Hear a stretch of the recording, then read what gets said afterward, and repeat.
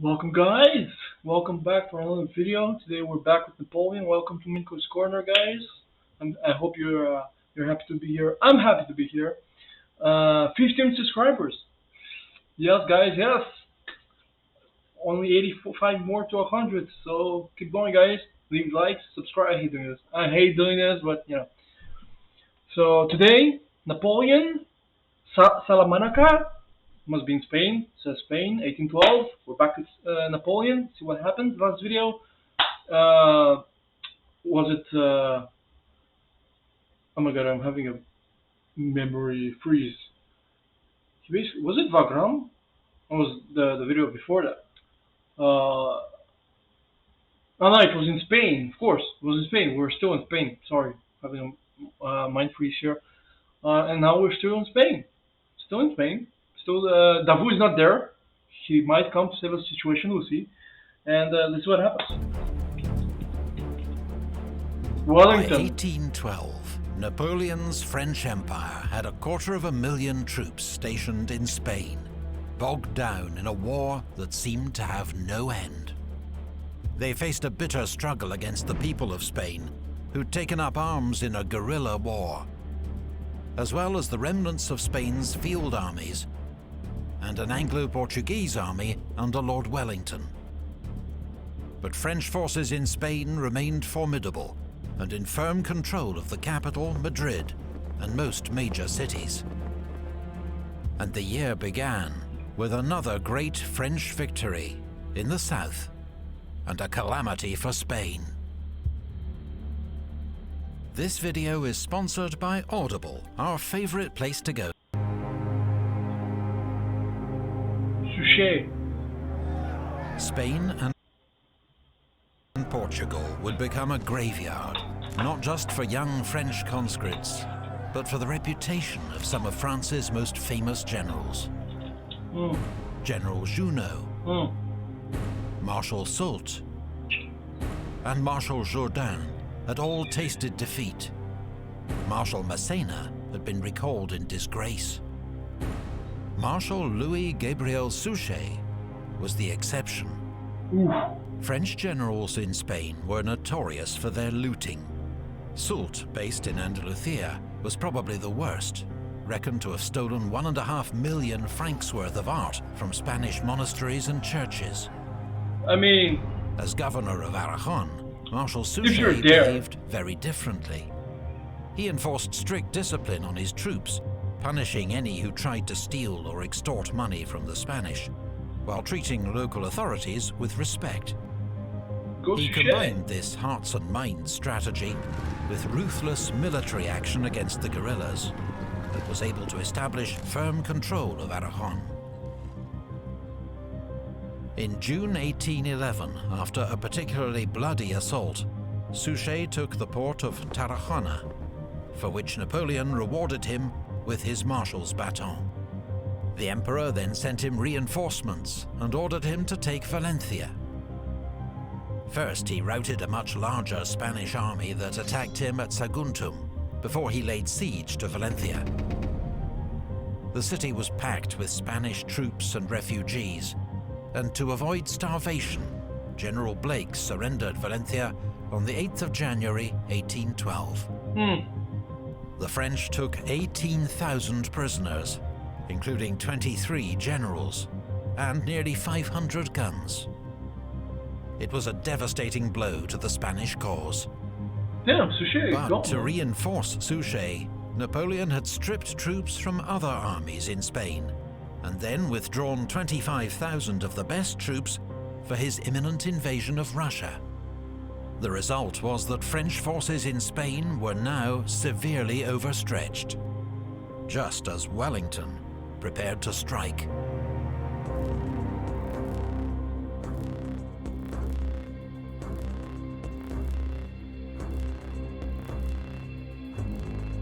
Damn. Spanish guerrillas kept Wellington well informed of French movements, and learning that the forces facing him in western Spain had been much weakened, he decided to go on the offensive, to strike a blow before the French could concentrate against him. On the day that Valencia fell, he laid siege to Ciudad Rodrigo on the Portuguese-Spanish frontier. Eager to take the city before Marshal Marmont could march to its relief, he ordered an assault after just 10 days. It succeeded, though Major General Crawford of the Light Division was among 300 killed. Wellington then marched south to besiege the much more strongly defended city of Badajoz. I love the way he pronounces Spanish name. An assault Badajoz. was made on the night of the 6th of April. Like, The first see wave Badajoz, attacking the man. main breach You know? were slaughtered. But what was Badajoz. supposed to be a diversionary attack on the city's castle with scaling ladders succeeded, and the city soon fell. They're scaling ladders? What's The this, storming 15th of century Badajoz England? cost the British 3,700 casualties.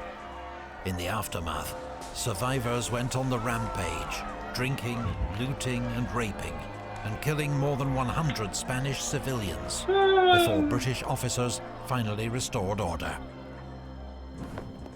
Wellington had secured the two main routes between Spain and Portugal. Now he sent his most reliable subordinate, General Hill, with a small Anglo-Portuguese force to destroy the bridge over the Tagus at Almaraz. This was a vital link between Marmont's army of Portugal and Soult's army of the south, as the next usable bridge was at Toledo, 90 miles east. The bridge was well guarded by forts and redoubts, but Hill led a swift and daring assault. The French defences were taken by surprise. The bridge itself and all the engineering equipment burned, for the cost of just 177 casualties. It's free real estate. Wellington was now ready to begin his advance into Spain. Spanish regular forces and guerrilla bands began operations to tie down as many French troops as possible. While from the Bay of Biscay, Sir Hugh Popham's naval raiding force made diversionary attacks on French coastal targets. In 4 days, Wellington was at Salamanca, as Marmont, outnumbered, withdrew behind the Douro River. But when reinforcements arrived, he crossed the river again. For 6 days, Marmont tried to march around Wellington's flank, but the British general matched him move for move, their two armies marching in parallel, often within sight of each other. But on the 7th day, Marmont blundered.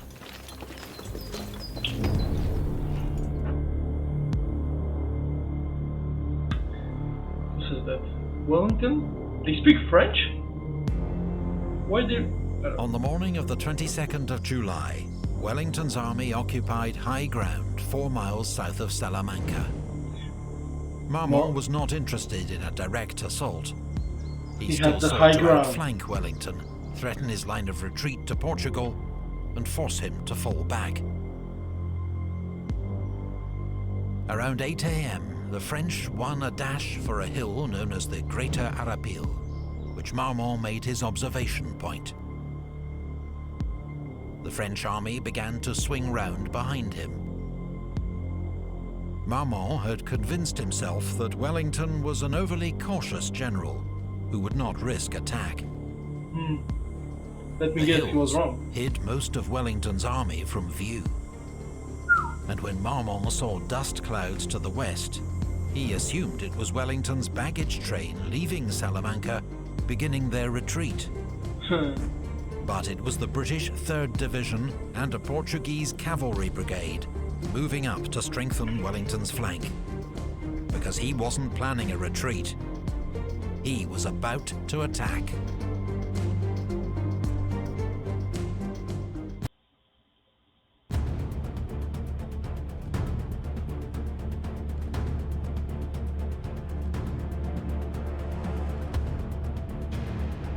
Around 2 It's so p.m., epic. I mean, the music and all Marmont that ordered gets the you in the 5 mood, right? To infantry kill someone. divisions waiting in the woods behind him to march west, to cut off Wellington's imagined retreat.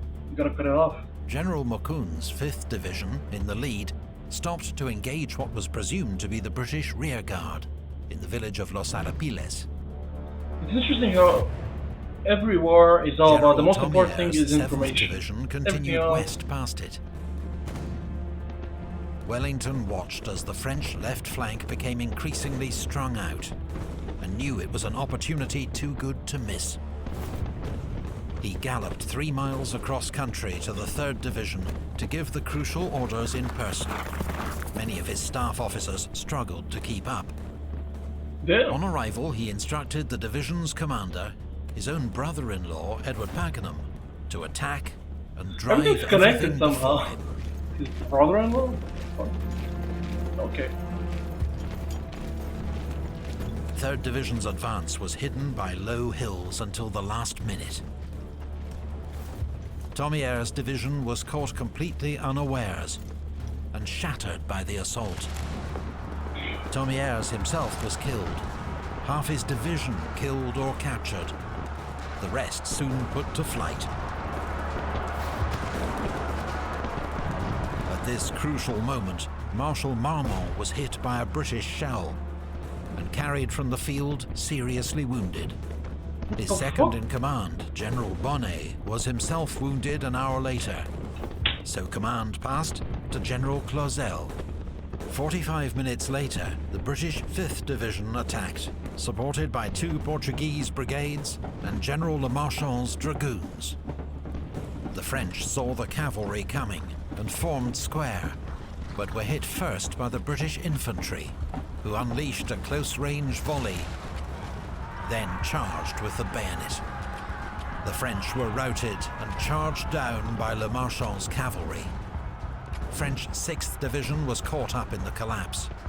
Damn, Wellington is doing some work. Was shot from the saddle, but his brigade had helped destroy 8 French battalions and capture 2 Eagles.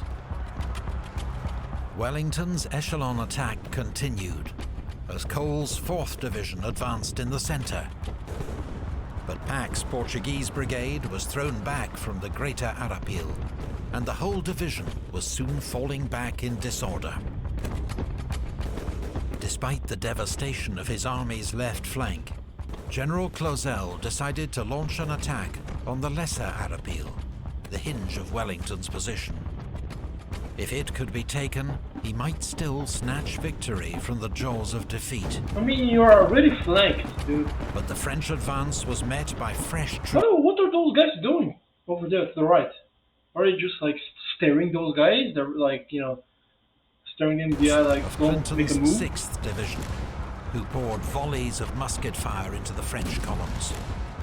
They began to fall back. The French army had lost the will to fight on, its soldiers streaming away into the woods behind them. General Ferré's 3rd Division mounted a brave rearguard action to buy the rest of the army time to escape, but it faced a hopeless task.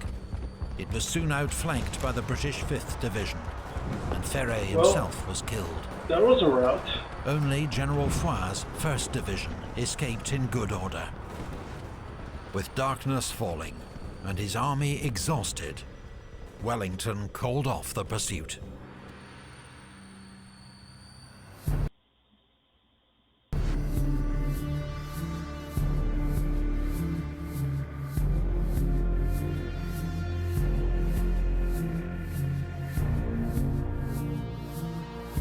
Wellington had smashed Marmont's army, taking 7,000 prisoners and killing or wounding 6,000 more, a French casualty rate of 25%, and more than double Wellington's own losses. The next day, dragoons of the King's German Legion attacked the French rearguard and achieved the almost unheard-of feat of charging down a French infantry square and taking another 1,000 prisoners. Wellington now decided to march on Madrid, forcing King Joseph to abandon the capital and retreat to Valencia to join up with Marshal Suchet. On the 12th of August, Wellington liberated the city to scenes of wild celebration. Soult, now at risk of being cut off in Andalusia, abandoned the siege of Cadiz, which had dragged on for 2.5 years, and marched east to join Joseph and Suchet. Imagine if Napoleon wasn't in fucking Russia right Wellington now. marched north, pushing the French back from Valladolid and besieging the castle of Burgos. But his army lacked heavy guns, and the French garrison fought bravely.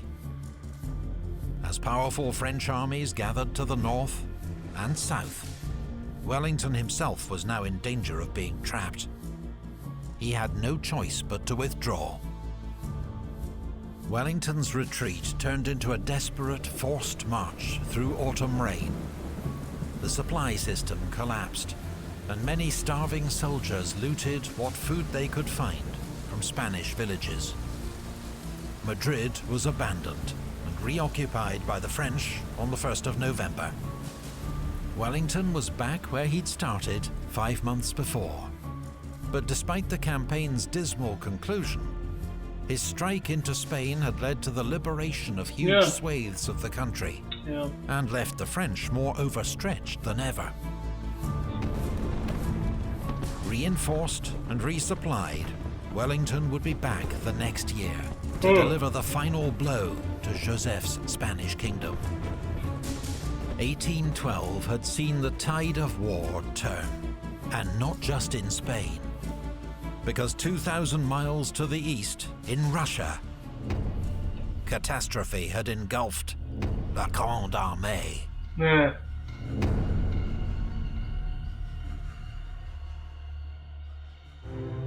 Well guys, I hope you enjoyed this video. Spain truly was a disaster, but I think if Napoleon, like a fucking moron, didn't go to Russia and he stayed personally in Spain, I think Spain would have fallen. I think Spain would have fallen. I think he would have been able to take Spain and give it to his brother. He should have done that. I mean, who the fuck is at war with Spain and he thinks, you know what I'm gonna do? I'm at war with a country to the south. What I'm gonna do? I'm going to the country. I'm going to war with the country in the east. Oh, Mr. Brilliant, that's so smart. Nobody around him was like, hey, buddy, like, you're Napoleon, great Napoleon, emperor, but what the fuck? What the fuck? Who? I don't know. Pride? I don't know, man. I don't know what the hell. Who's like, you know what? That's a good idea. That's what you should do. You know what? You're at war in Spain. No problem. Go to war with Russia. Anyways, I hope you enjoyed this video as much as I did. We learned a lot. We learned that Wellington, knows how to fight, and French generals are attracted by cannonballs somehow. How many generals died from cannonballs in the French? Fucking 3, 4, 5 now, I think. They get hit. Anyways, I hope you enjoyed this video so much, as much as I did, and I'll see you guys in the next one. See ya.